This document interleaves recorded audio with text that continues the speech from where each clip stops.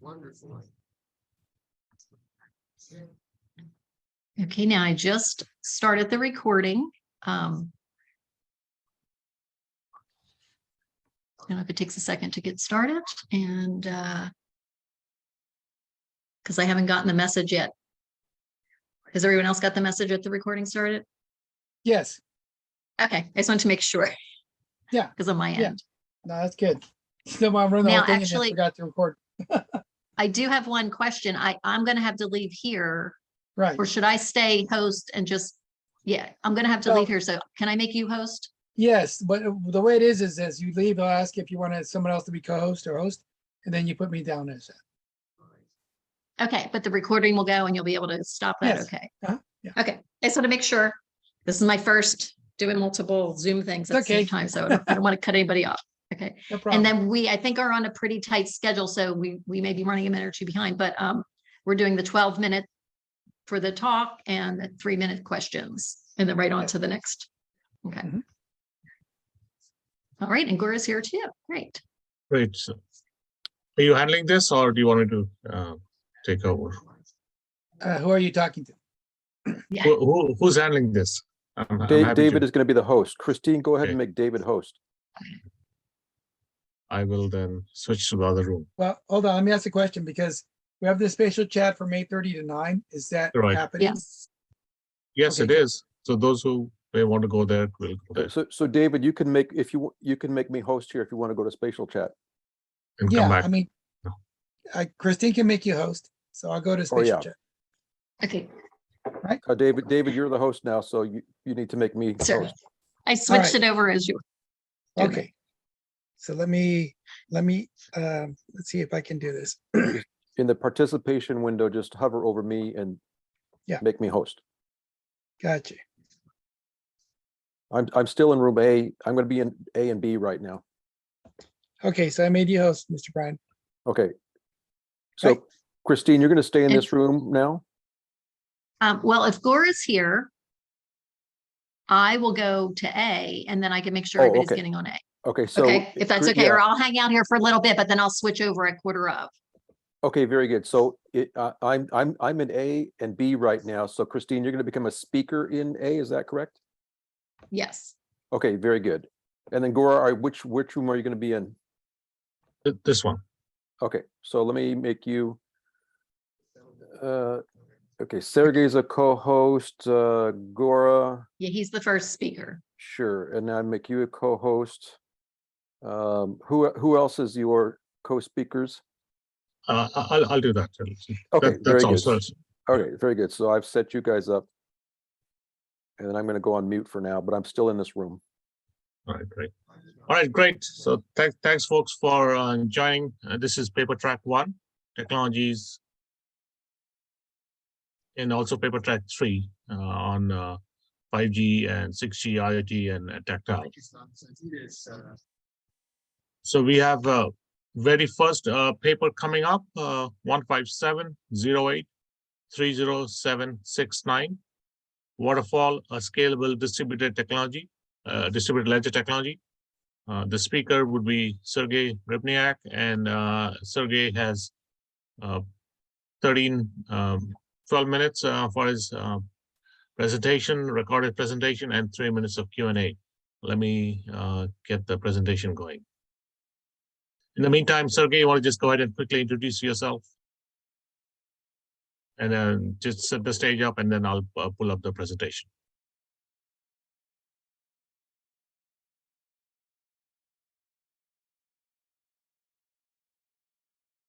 Is Sergey's audio on? Yeah, can you see my screen right now? Yes. Yes. Okay. So yeah, my name is Sergey Grybniak. So first, thank you so much for giving me the floor. It is my pleasure to welcome you here today. My name is Sergey Grybniak. I'm a co-chair of IEEE Ukraine Blockchain Group. I also I'm working on my PhD and the topic of my PhD is distributed ledger applications of directed acyclic graphs in distributed ledger technologies, and waterfall is actually a result of the joint group of our research team, and I'm here to present it. So our presentation today will give you an overview of waterfall protocol, industry problems the platform addresses, waterfall's mechanisms of operation, future plans, and it will be followed by a Q&A session. So current popular blockchain solutions are suffering from three well-known essential problems that have limited their widespread use. So first of them is actually low performance and slow transaction speeds. Second is high transaction fees, and the third is a trade-off between decentralization and an ability to scale. Waterfall provides a solution based on directed acyclic graphs that overcomes current industry problems. The platform offers fast finality proof-of-stake consensus with the ability of recording multiple blocks simultaneously. As the entire system's performance is expanded, more blocks are published and the platform scales dynamically while transaction fees are not increasing. Waterfall is designed to overcome the limitation of scalability while at the same time preserving decentralization, and I will explain later in the presentation how it is achieved.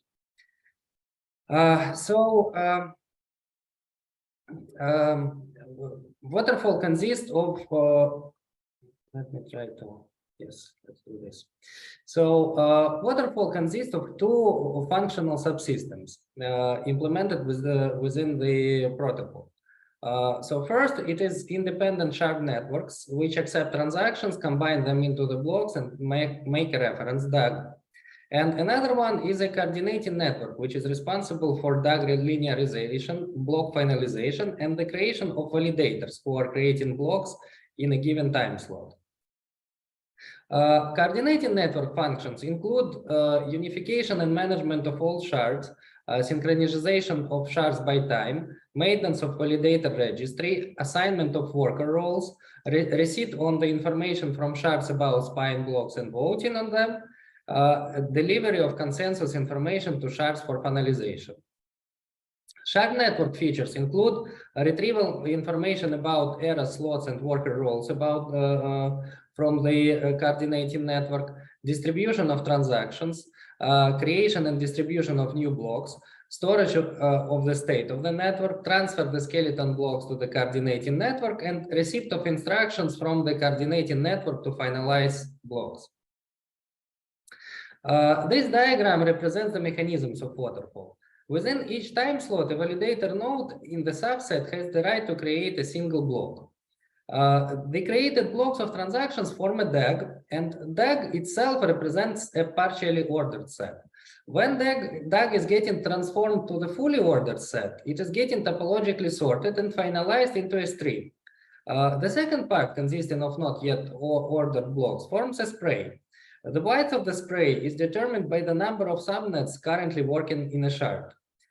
When a new block is created, the block signer writes into it references to some blocks from the previous slot, so-called tips. So tips, these are like not confirmed yet blocks which were released on the previous slot, which current validator is aware of. Also, Waterfall protocol is designed to accommodate thousands of validators while still preserving a high scalability. It has time control mechanisms which dynamically adapt to changes in system parameters. This allows for self-sustainability of the network behavior throughout its entire life cycle. In the block DAG network, nodes don't have time to exchange new blocks within the same slot. Each block produced by an honest block producer is accompanied by links to all known tip blocks. However, dishonest nodes can produce blocks with any reference, not just tip blocks. To get a reliable reflection on the speed of information dissemination, we have to isolate the part of the DAG structure that has formed by honest links. Our model allows us to build speed estimates based on algorithms for solving max flow problems. So first, optimize the speed of the slot in the network, and secondly, it exposes the bottlenecks in the propagation of blocks. Now let's talk about the life cycle of a block in the sharding network. So the life cycle of a block in the shard network begins with the transaction pool. A crypto wallet user generates a transaction to another user, and this is the first step. The transaction is set to the node in the block DAG network. The transaction is distributed to all nodes and added to the pools until the transaction hits the block. After that, all nodes exchange pending transactions to be transferred to validators that select them from block for block inclusion. And the next step is that the whole transaction distribution among peer-to-peer nodes guarantees that all the nodes receive the transaction and will not have to request it. The next stage is block submission. The first step of this stage, the validator obtains the right to create a block in the shard network. The second step is that the block that precedes all other blocks in the slot is called a spine block. The final stage is block propagation. After creating a block, the validator must distribute it to the network as quickly as possible. The block is referenced in the next slot for finalization, and other validators check to confirm that the block was created correctly. Now let's talk a little bit about ordering and consensus. At the beginning of each slot, the coordinating network receives a list of non-finalized spine blocks from the shard network. Members of the coordinating networks come to a consensus and share the results within the shard network nodes to finalize. The nodes perform sequential transactions and update the state of the system. Speaking of the finality and transaction competition, we have to add the following: that at the beginning of each slot, a node receives a list of finalized spine blocks and arranges their history. Sequential transactions are performed and the state of the system is updated.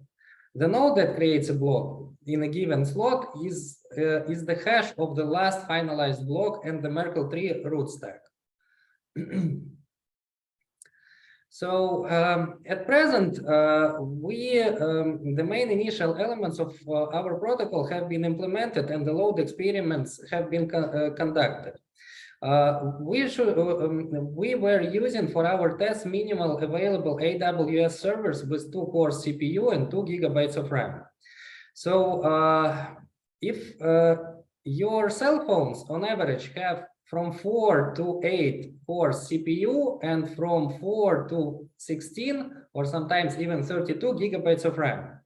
So basically conducting our tests on that low, on that basically weak servers, right, is actually adds to the centralization parameter, because we would like to have a big variety of devices joining the network and not only powerful servers. If we were conducting the tests on more powerful servers, we could have achieved like higher results, and we will achieve higher results, but we are going to approach it from an algorithmic standpoint and not by simply increasing the hardware. So using that, version 2 of the testnet was able to process 2000 transactions per second on a single shard, and the modified version 3 processed already more than 3500 transactions per second with less than 20% of CPU usage. We have strong, cautious, optimistic prognosis about Waterfall being able to process a significantly higher number of transactions per single shard. The current implementation of Waterfall uses Ethereum virtual machine, which allows us to preserve pretty much one of the strongest established standards in the industry. A large number of smart contracts can be literally copied and pasted and still work on the Waterfall testnet and later on the mainnet. Our security is built on the very similar assumptions that support the Ethereum network. Among other elements, our future work will include optimization of the size and the distribution of transaction histories. We will also work on increasing the speed and scalability parameters and additional security measures such as post-quantum cryptography. This is all I wanted to say about Waterfall protocol. I'd like to thank you for your attention and interest, and thank you so much for supporting Ukraine. Now I'm happy to address the questions you may have. Great. Thank you very much, Sergey, for being on time. Excellent. Are there any questions from the floor for Sergey, what you heard? While you are busy typing the questions, Sergey, do you want to talk a little more about the time when you did your test? Because that's always the concern people have, that the theoretical versus the actual the time. So what was the delta in terms of percentage? Well, we first testnet, we had like third testnet, and currently we are testing the final release candidate, which is actually a very last version before launching the actual mainnet. So first testnet happened in October of last year, so it is already more than a year ago. We presented it in Dubai, and it was able to process a little more than 1,000 transactions per second. Another test happened in January or February of 2022, and it was present in this presentation. And the third speed test happened, I think it was end of the spring of 2022. And later on, we switched our attention to work on other important features of the protocol. And but yeah, going forward, there will be future improvements of this. And again, 3.6 thousand transactions per second. It is actually more than twice more than Visa process on average. So it is already enough to start, but this is not what we are targeting. It is very possible that we are targeting to achieve multiple tens of thousands of transactions on a single shard, and we are cautiously optimistic on this. We may even probably reach up to 50,000 transactions per single shard. Now, one more question. Thank you for that. From the floor, what are the main use cases or applications supported by this platform?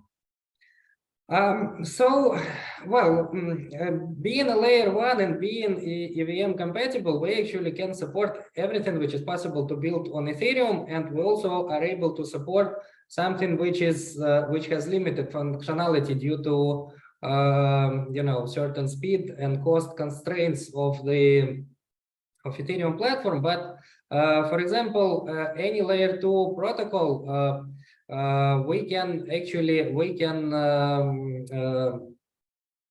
one second. Actually, any layer 2 solution or a solution which works on layer 1 is able to work. So we already migrated Uniswap. You can join our testnet using MetaMask, and you can also you can also send the basically you can mount your own applications already. So we have Uniswap, Curve Finance, and Aave already migrated, and these are not actually there. It is not like they asked us to migrate, but we just migrated the open source code to be to show the level of compatibility we have. And yeah, so far everything works, and Uniswap actually has taken like a couple of days of migration, which is nothing for such relatively large applications. Thank you. Thank you. Final question, quick answer. 3600 TPS is excellent. What API landscape you delivered this platform, this profile? Well, I can send more details later on. I will send to this chat the full description of how the test happened, so you will be able to review it step by step, and then review basically the confirmation on our block explorer as well. So I am sending the link right now. Excellent. So thank you very much, Sergey. We'll see you shortly again on this. Thank you very much. Yeah, thank you so much. Great. And now we have the next speaker coming up. So after Sergey, we have paper number 15708433387. Jack Davis, he will be talking. His paper is on IPv4 and v6 for blockchain network comparative analysis. And Jack, I know you are ready. Let me make sure. Let me.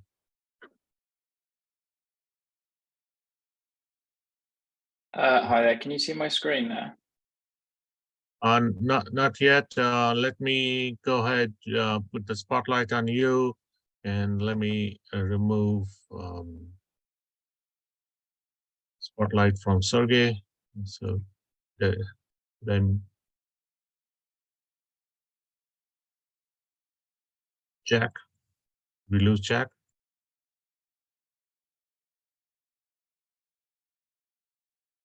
Hello.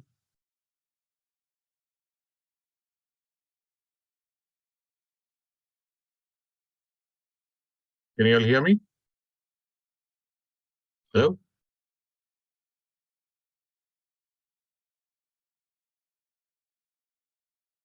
We hear you, Dave, Gora. Jack, are you there? Okay, he's back. Yeah, Hi guys, sorry, I think that was really bad timing to lose my internet. Sorry. Can you guys see that now? Hopefully. yes. So Jack, Oh, excellent. Go ahead. Thank you. Sorry about that. It's like a good way to start. Thank you very much. Yeah, my name's Jack Davis. I'm a senior researcher at a blockchain technology company called nChain. And I'm discussing this paper, which is titled IPv4 and IPv6 for blockchain networks. And this is a comparative analysis paper that I wrote with my colleague, Alessio Pagani, who's also a senior researcher at nChain. So I think a good place to start is just to cover very quickly, what do we mean by IP in general? What is the internet protocol? So I'm sure some of us are aware, but just to cover. So the internet protocol IP is it's a network protocol that's part of the TCP/IP suite, as we all know. TCP/IP is essentially the set of network protocols that defines how data is transferred and transmitted over the internet. So the internet protocol IP is one of the fundamental network protocols in this stack, and is what provides identification and location of devices for any device connected to the internet. So it's a system for locating those devices and communicating with them. And essentially, this is the cornerstone that allows data to be transmitted over the internet between these devices. So what is the internet protocol really responsible for? Well, it provides addressing to all host interfaces. So essentially to all devices that need to connect on the internet, it provides the addressing system for them. So when data needs to be transmitted from one host device to another, the transmitter actually can divide these packets, this data into individual packets, and then label them with the IP address of the receiving device. So the internet protocol has the task of then delivering these packets from the source to the destination using only that destination IP address. And the IP protocol oversees how packets are routed across the network through the routers and other network devices. And we're talking today about this comparison between IPv6 and IPv4. So IPv4 and 6 are actually the first, although the only kind of production versions of the internet protocol, and some of the other numbers are reserved for kind of experimental versions. And IPv4 is the initial one, which started to be implemented and took flight really in the late 70s, I believe. And then IPv6 was developed around 20 years later than that, but has not seen quite as much uptake. But we're actually starting to see a lot more interest in this now due to some scalability challenges that we'll discuss. So really to summarize this comparison and the core features of difference between IPv4 and v6 that we looked at in the context of blockchain is firstly this, there's 5 key points here that we'll go into detail on. It's worth just highlighting this first one that will keep cropping up over and over again is this really huge address space we have in IPv6. There are also other really useful aspects. So how it supports natively some security protocols or IPsec, how we can directly link our IP addresses to other things like cryptographic keys using hash functions, how we have multiple methods or modes for communication with different address types with anycast, multicast and unicast. And then the fact that we can also have these extremely large payloads that allow larger individual packets to be sent over the network. So we're going to just dive into a little bit more of the detail on these points now. And as I say, really one of the key things, if you take nothing further away, is this huge difference between the address space possible in IPv4 and IPv6. So in IPv4, the addresses are only 32 bits long, whereas in IPv6, we actually have 128 bits to play with in our address space.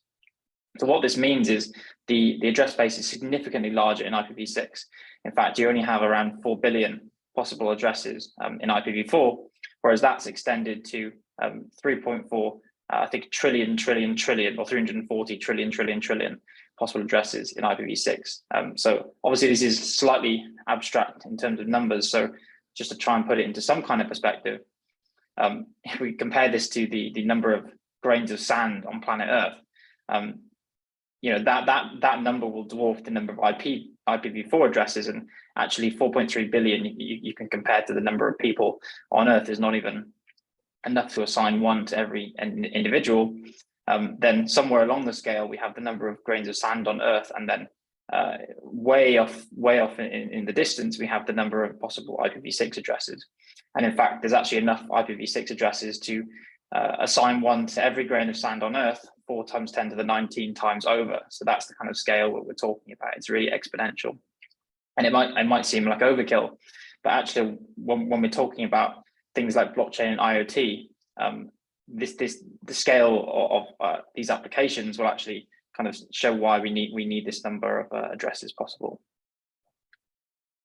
A second really important feature of IPv6 and a huge advantage of IPv4 is that larger address space also lends itself to associating those addresses with cryptographic hash functions and other things like public keys. So to understand how cryptographically generated addresses, or CGA, works, you can actually split the IPv6 address into 2 parts. So firstly, you have the leftmost 64 bits, which are called the subnet prefix. And these are used to determine the location, essentially, of a given device within the topology of the larger internet. So what subnet is the device located within? And then the interface identifier, the rightmost 64 bits, this is how we actually identify an individual node within one of these subnets. And cryptographically generated addresses are IPv6 addresses for which we use the interface identifier and generate that by applying a cryptographic hash function to a public key. So we're tying that right half of the address and the address in general to a cryptographic key pair.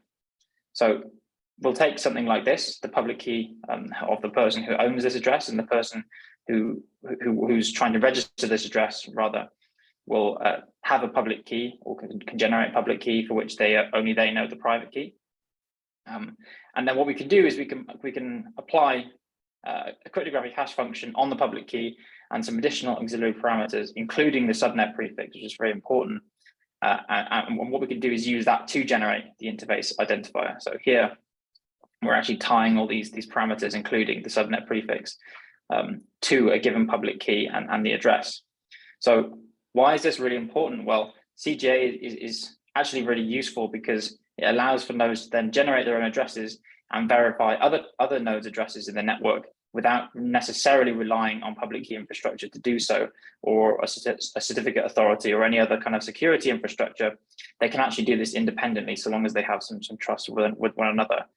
All the machinery to generate an address and authenticate that address with a public key is all now built into the IPv6 addressing standard as well.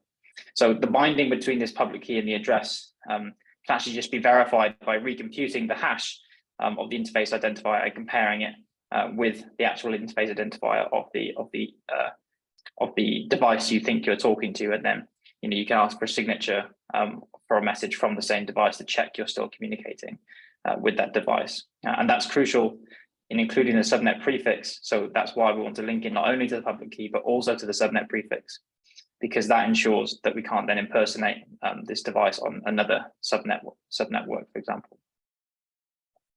A third point we looked at in this paper is the diversity of addressing techniques we have. And we actually have 3 core modes of sending packets in the IPv6 standard: unicast, anycast, and multicast. And we'll just give a quick overview of what these are.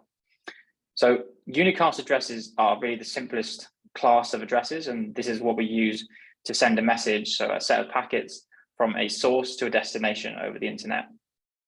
We use the internet protocol and the unicast address of the destination to find the best path between us, the source, and the receiver at the unicast destination.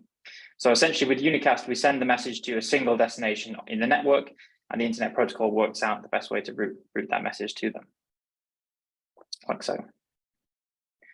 But then we also have the second class of addressing type, which is called anycast. So this, on the other hand, is actually an address that can be shared by multiple devices on the internet network. So really, any device can subscribe to messages sent to an anycast address, or they can register to this group of devices in yellow here that are all registered to the same unique anycast address. So what happens is when we send a message from our source address to an anycast address, it's actually received only by the closest device of the group of devices that have registered to this address. So essentially, we're ensuring that we get our message to at least one of this predetermined group of recipients.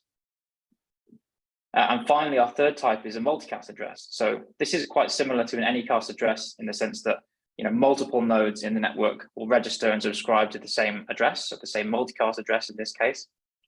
The difference here is that the message is sent to all of the nodes in the register group rather than just the closest one. So when we send this packet, it will actually end up going to all the members of this group. You can see how this might be useful in a kind of broadcast situation. So one of the crucial aspects of how multicast works, however, is that it's actually done efficiently because the message is only sent once, you can see here, from the source address. So the source only sends one message in this scenario, and then the internet protocol will find the optimal way of routing that message to all of the multicast subscribers using the minimum number of hops to actually reach them in the network.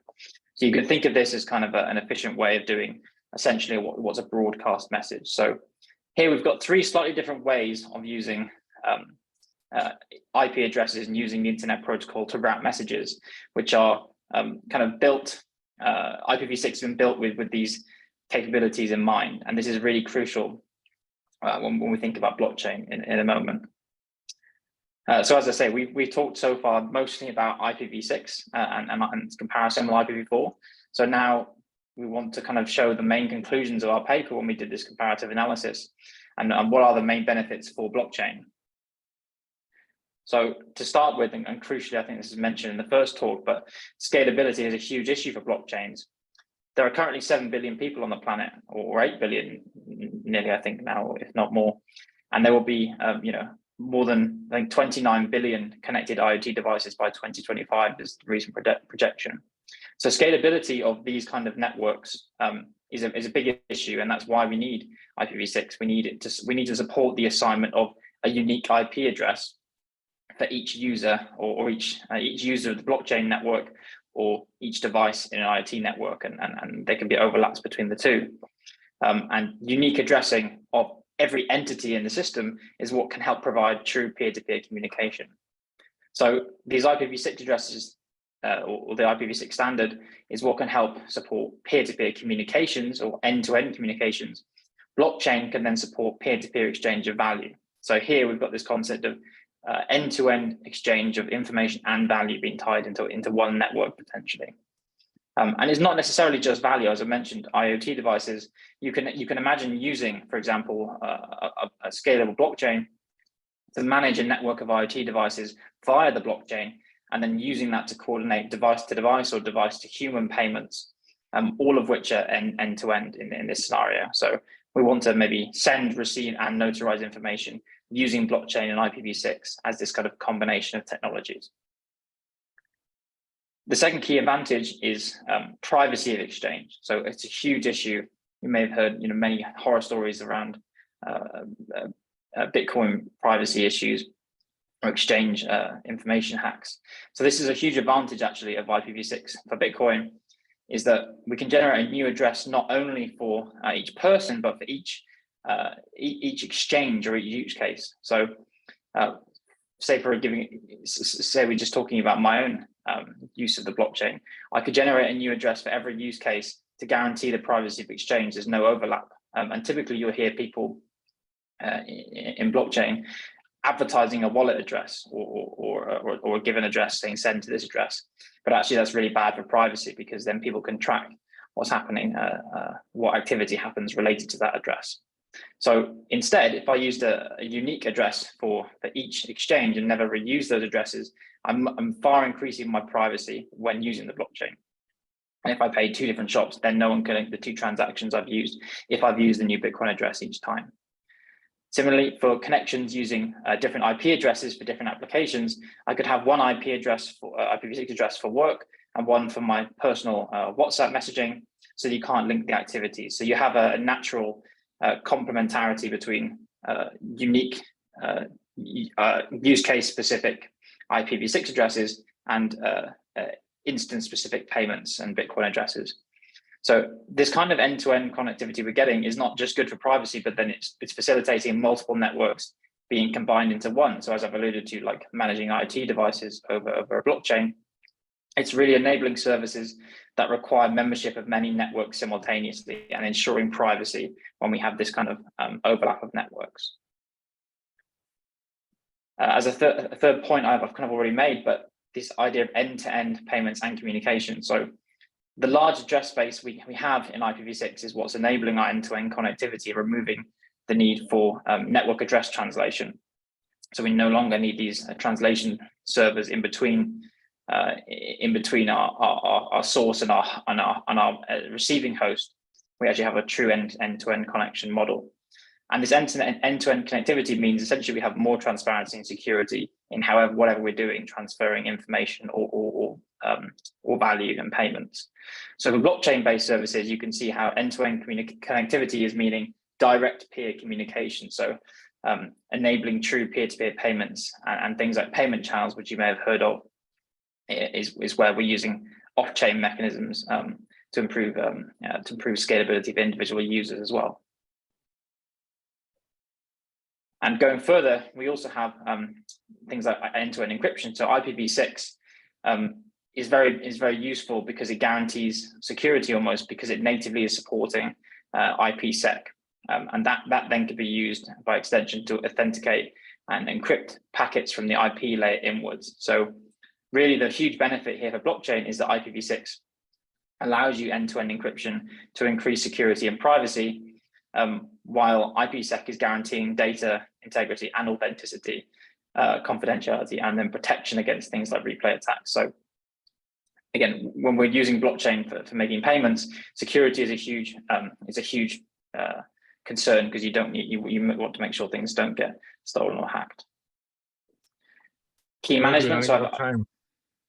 Just one more minute. Yeah. Yeah, 1 minute. That's why I'm coming to the end now. That's good. So I've mentioned key management already in the use of CGA and how we can link addresses directly to key pairs. And finally, then identities. So we can create identity systems for blockchain payments based on these self-certifying properties of CGA and the IPv6 addresses. So just to finish, I'll touch on the kind of use cases for IPv6 and blockchain. So we have this idea of scalable peer-to-peer payments, so IP to IP directly. And Bitcoin is called a peer-to-peer electronic cash system. Well, it's an obvious case that we'd use IPv6 for peer-to-peer payments. A second use case is the actual Bitcoin network itself. So the Bitcoin network, as we know, is a ledger maintained by a network of devices called nodes. And in this context, IPv6 allows for much faster block and transaction propagation. So you can use things like jumbo payloads to transfer large blocks and increase the speed of transaction publication by wallets and users. And then, as I mentioned, scalable infrastructure for IoT devices.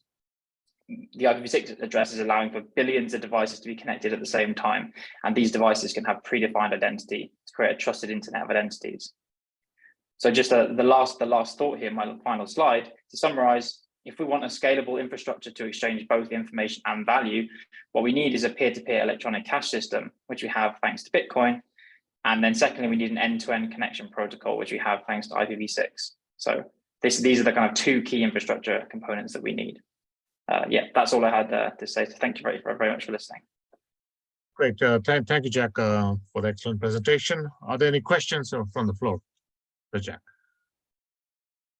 And while the questions are coming up, Jack, I want to get you going. Is when you talk about IPv6 and the addresses, I understand that the argument you're making, which is the right argument.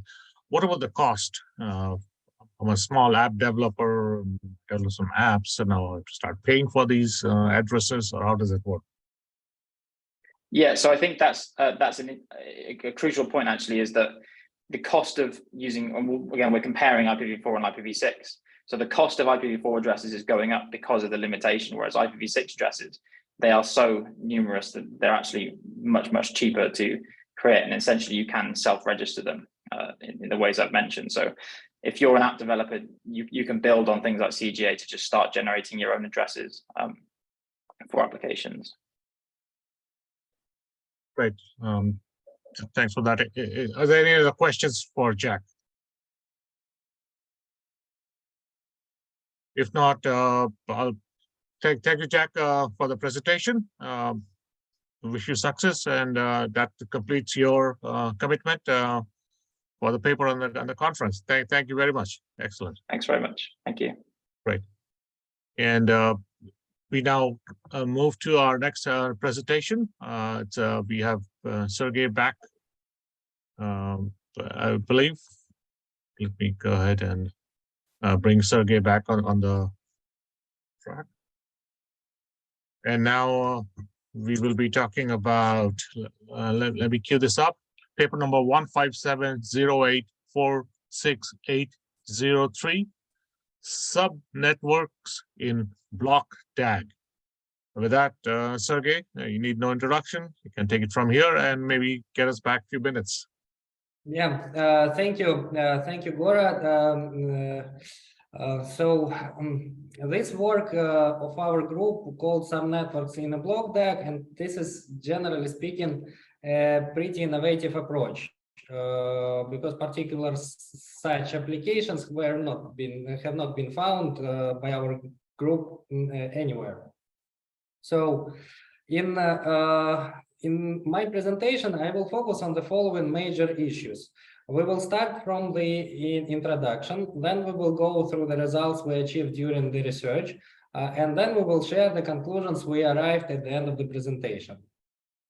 So in today's world, there is a growing demand for blockchain technologies that provide solutions for multiple industries. Our presentation focuses on the concepts of subnets, where information and transactions are distributed among a certain set of nodes called a subnet. By partitioning into subnets, we are able to reduce network latency while keeping the subnets at roughly the same size. This innovative approach, firstly, reduces the load of the network, and secondly, solves the problem of creating blocks with some intersecting transactions simultaneously, which is one of the issues some of the block DAG protocols may experience. Application of the proposed concept reduces the network load by dividing into subnets and dividing the transaction pool into non-overlapping subpools. So let's begin with the necessary operational points of the waterfall network. So time on the waterfall network is divided into rounds called slots and epochs, which are used to summarize the network. At the beginning of each slot, a list of committees for the next epoch is determined. And at the beginning of each slot, the workers who will create a block in that slot are determined. The block DAG network nodes contain a pool of transactions waiting to be added to a block or completed along with a local copy of the block DAG registry. Multiple validators can work with a single block DAG node. Each node belongs to one subnet and stores and distributes transactions only to that subnet. It receives, stores, and distributes all the block DAG blocks and contains a complete copy of the entire block DAG ledger. All nodes must contain validators, since nodes from different subnets have different sets of transactions that must be published to block DAG. A validator does not create a block often, and since transactions must be processed as quickly as possible, the subnet validators must create blocks frequently. On average, at least one block per slot is created in each subnet. Since each subnet must have validators, the information required for clustering must contain information about the presence and number of validators in the network nodes. So this can potentially generate new types of threats and attacks. To prevent this, we will work with virtual nodes when partitioning the network into subnets. Speed is another important requirement for a clustering method. Most data clustering methods are quite slow and require more processing power than dealing with the large amount of data. Thus, we focus on algorithms running on O m log m speed, where m is the number of virtual nodes. A virtual node consists of a set of validators that share a common transaction pool and are located on the same physical node. By default, each validator is considered a virtual node. To combine validators or to change the composition of a virtual node, validators must publish corresponding transactions to the network. Consider several approaches to partitioning into subnets. So first of them is when the block creator selection system doesn't change. One of the sub approaches of this is the network is divided into subnets with the only restriction that the subnets cannot be too small. The advantage of this solution is that the clustering algorithm is simple and undemanding. Its disadvantage is that of smaller subnets, blocks will be generated much less frequently, and the transactions can potentially be suspended for long periods of time. So the second sub-approach of this first approach is that network is divided into subnets containing approximately equal numbers of validators, and the number of blocks created in a slot should not be less than the number of subnets. Assuming an even distribution of block creators, on average, each subnet will create at least one block per slot. So the second approach is that block creators in each slot are chosen from members of the subnet. The subnets contain approximately the same number of validators, and the number of blocks created in a slot is a multiple of number of subnets. This method works predictably, but requires special properties from the clustering algorithm. Subversion, basically submethod 2 of the second group is the network is divided into subnets, and the number of validators in each subnet may differ significantly. In this case, it is necessary to introduce additional mechanisms to ensure the equal probability of block creation by participants of different subnets. Now let's move on to the construction of the network topology. Information about the distance from one virtual node to another is obtained as follows. Each time one of the virtual node workers create a block, all virtual nodes record the time from the beginning of the slot to the receipt of that block. In the next step, the obtained information is averaged, and the virtual node receives the current estimate of the distance between nodes. To build the topology during each block creation in the block diag network, the worker publishes information about the virtual node closest to it in the block based on the current estimate of the distance between nodes. At a predetermined point in time, all network nodes build a graph of links between virtual nodes and cluster the network according to the finalized part of the block diag. This ensured the partitioning into subnets in the same for all honest nodes in the network. So when choosing the clustering methods, we try to get a clustering method with a high speed of O m log m, where m is the number of virtual nodes. As a result, we settled on modifying the hierarchical clustering algorithms. Let's start from agglomerative hierarchical clustering. For this method, we modified the distance between clusters, and so that large clusters receive an increased penalty if there are clusters of a small size. Thus, we were able to obtain a subnetwork partitioning in which the clusters differed in size by no more than a factor of 2. The second is divisive hierarchical clustering. Classic divisive hierarchical clustering works as follows. Each step of some cluster is divided into 2 parts. In the divided cluster, the most distant parts, which become the starting points of the new clusters. Using these points, all other points in the cluster are added to some cluster according to certain rules.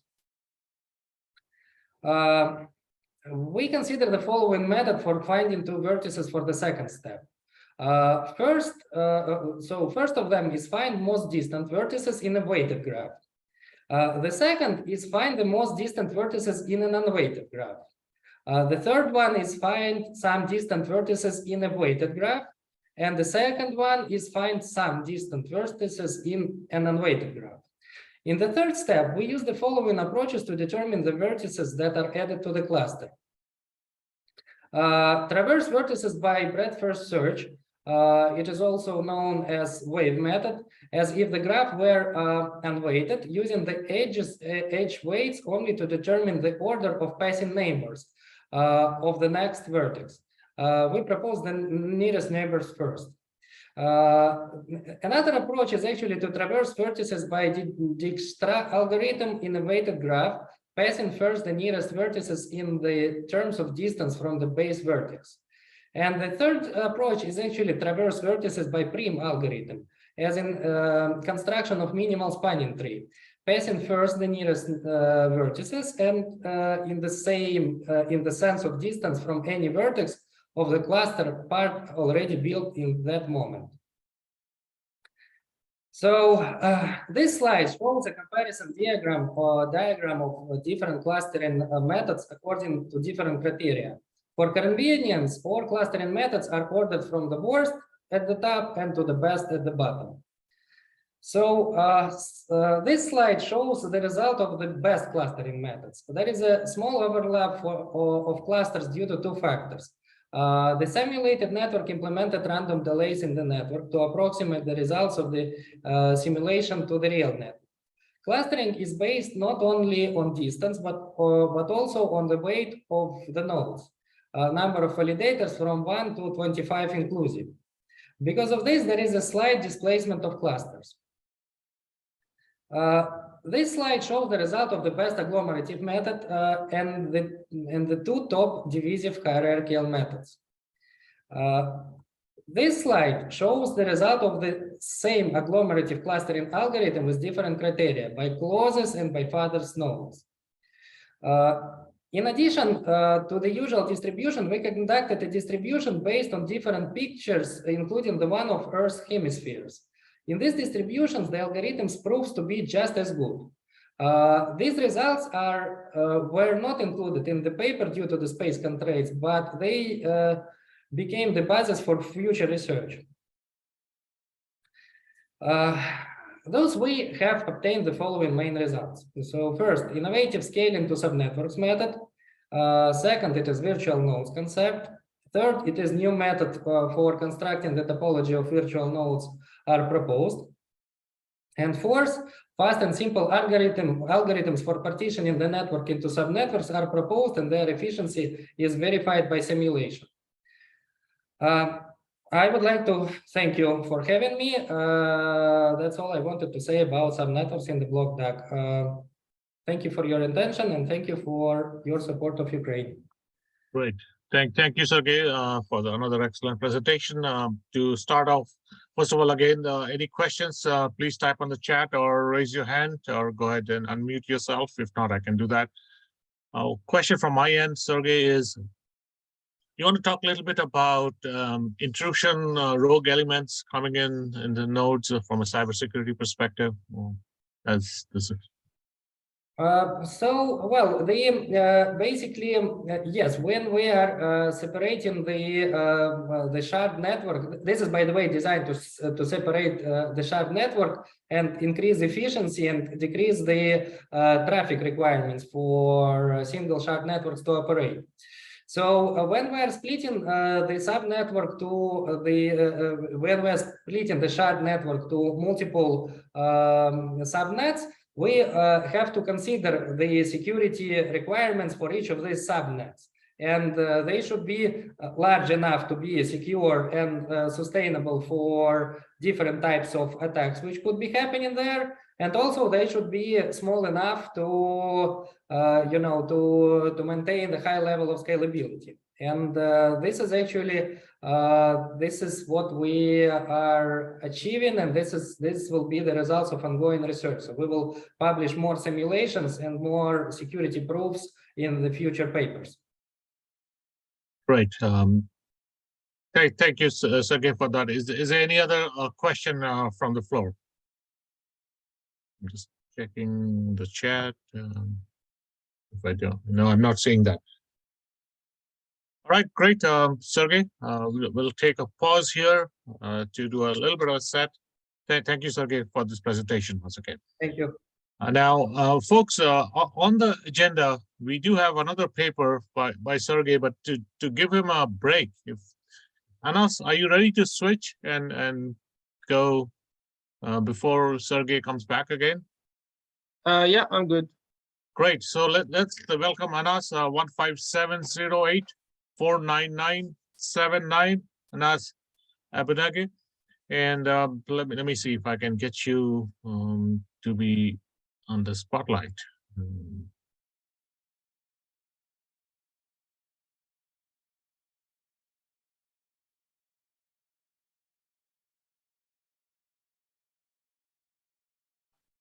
Okay, I made you the co-host, Anas, and Thank you.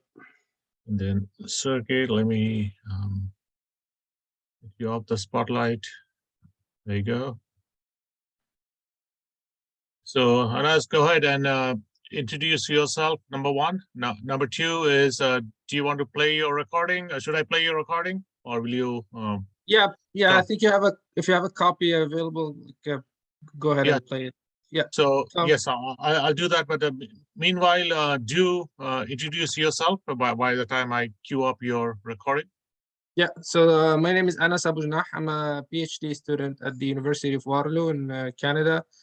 My PhD work is on dynamic spectrum, distributed dynamic spectrum sharing using blockchain and federated learning.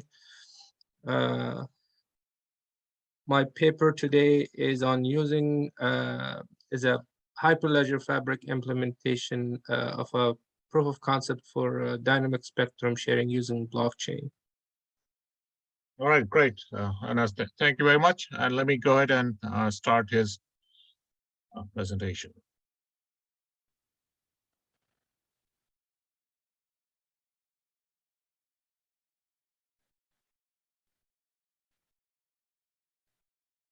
Just a second, guys. It's great.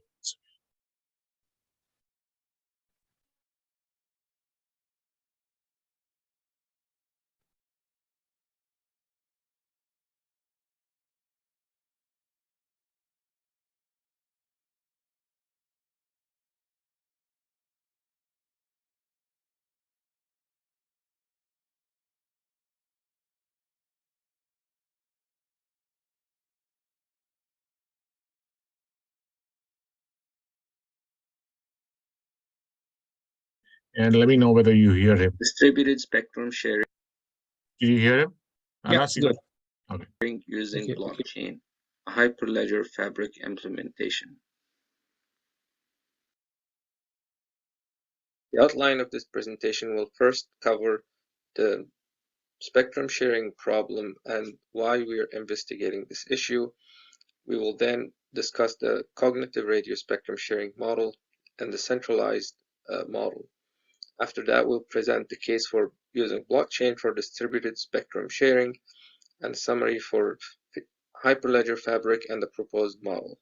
Implementation details and the testing results will be presented before the conclusion of the.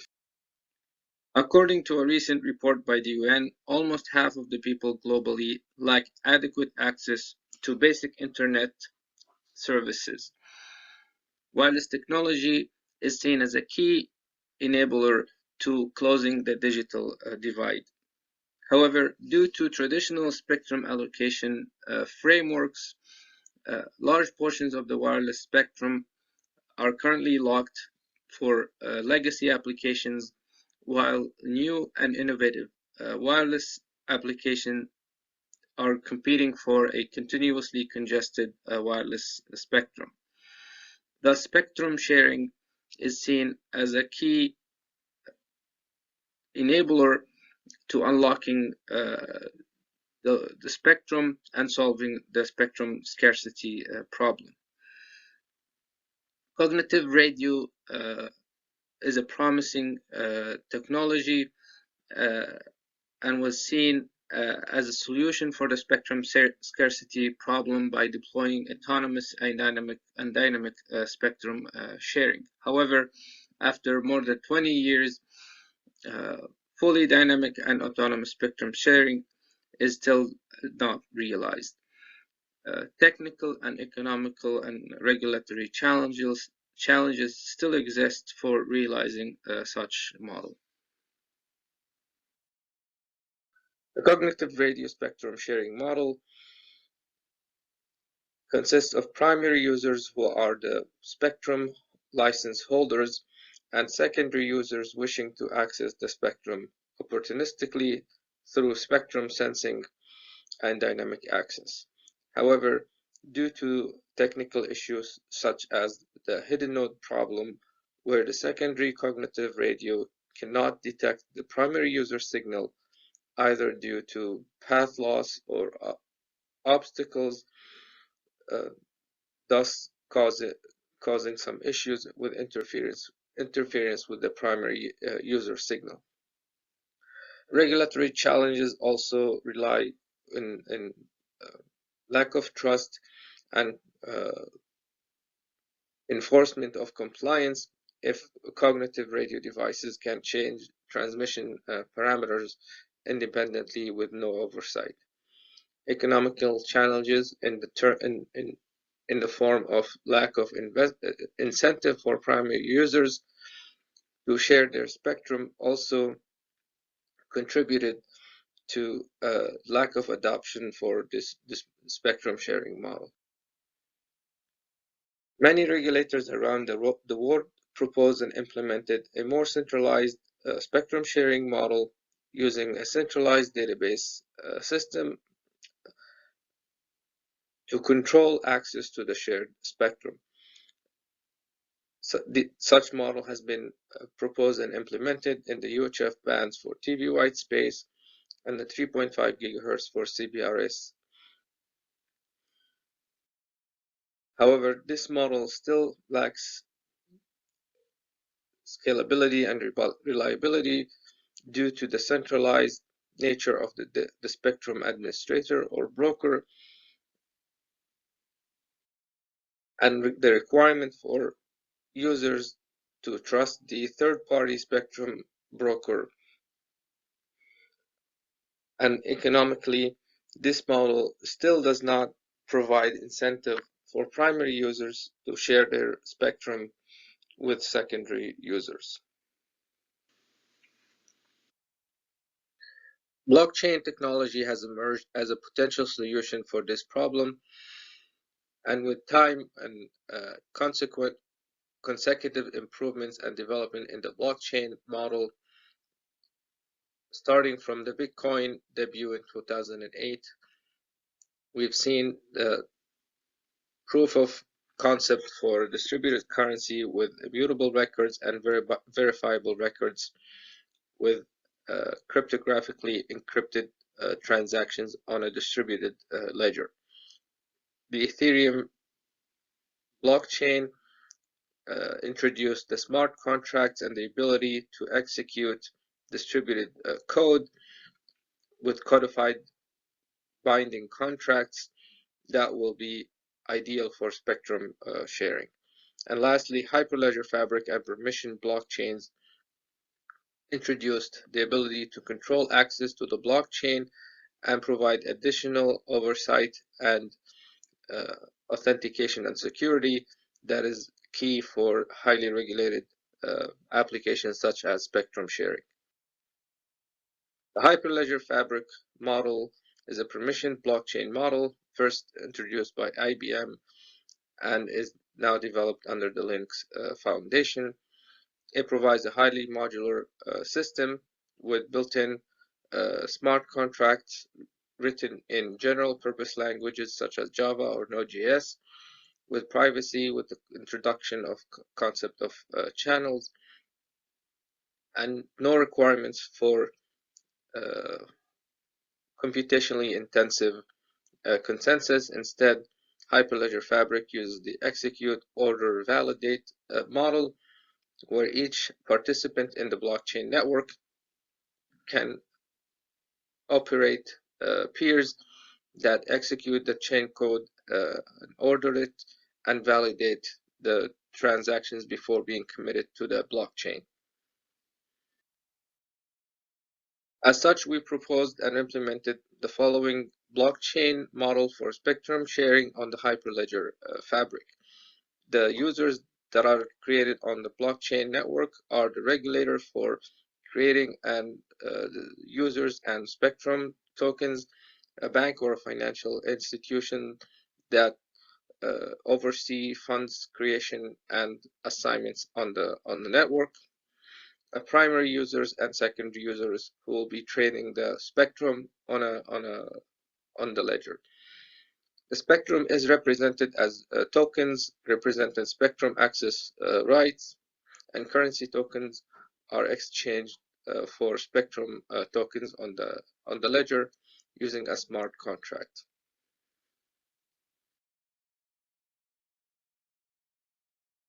The following transactions has been implemented. To initialize the ledger, the regulator calls the init ledger and then calls the create spectrum tokens to create spectrum tokens and assign them to users. The regulator can also create users with the create spectrum users. So these transactions can only be called and initiated by the regulator user on the blockchain.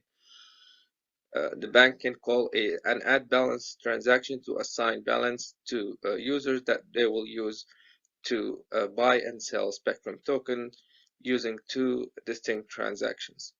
Other utility transactions to get information and read the ledger transaction are implemented as well.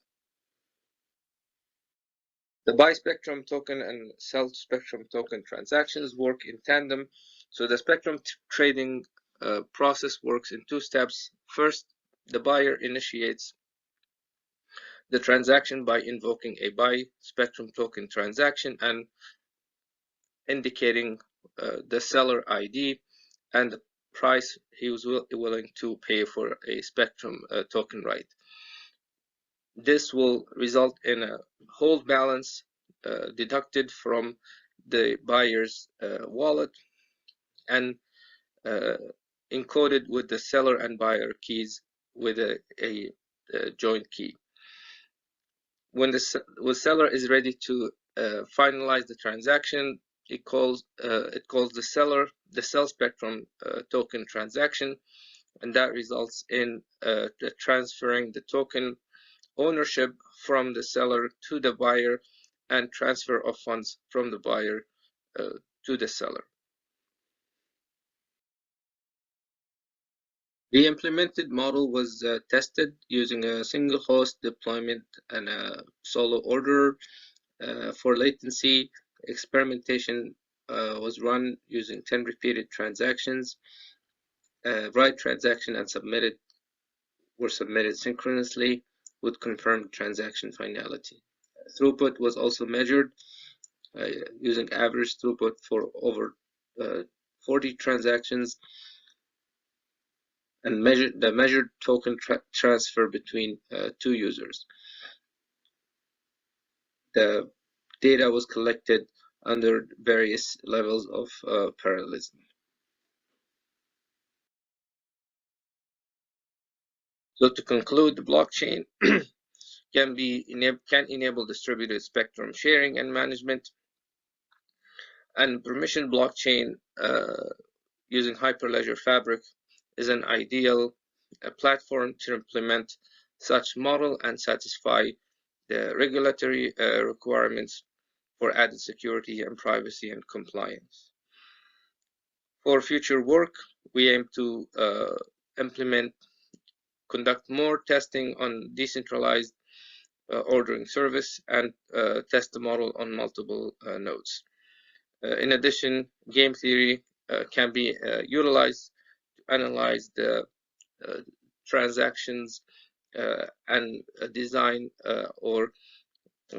optimal spectrum price under different demands and supply conditions. Thank you. Excellent. All right. First of all, thank you, Anas, for recording it and making the presentation. And we now open for Q&A for the audience. Are there any questions? I'm just checking the chat as well. Anybody would like to ask any questions to Anas? Anas, I'll start you off for the question, which is much more. Okay, there's a question on the chat. Was this part of your PhD thesis? Yes, partially. We started this work kind of as a proof of concept or an investigation on the potentials of blockchain for spectrum management or distributed spectrum management. All right, great. Sergey, do you have any questions? Yeah, the question was basically an example you went through was in reference to permission networks. Is this actually method? I haven't had chance to read every line of code or the article before. Probably this answer may have been answered already. This question may have been answered already, but whether this method is possible to work on permissionless networks, or it is only designed specifically for permissioned? No, I mean, technically you can implement a spectrum sharing system on an open or a permissionless blockchain, but the rationale behind why we chose to go the permission route is the nature of spectrum trading, at least at this level, at the operators level, or trading the spectrum is highly regulated, and usually operators pay large sums of money to own the rights to spectrum, and there's few big operators in any regional in a country or a jurisdiction. So permission blockchain made sense at this level. Maybe at a spectrum access level, especially for 5G in private 5G networks that we see rolling out in recent years, or in IoT applications, where we have multiple devices trying to lease the spectrum or get a temporary token to get access to the spectrum in a specific short period of time. In that type of application, I see open blockchains or permissionless blockchains being a great or a useful tool in those areas. Yeah, thank you for your answer. Thank you. Thank you, Anas, for the presentation. Thank you. Thank you.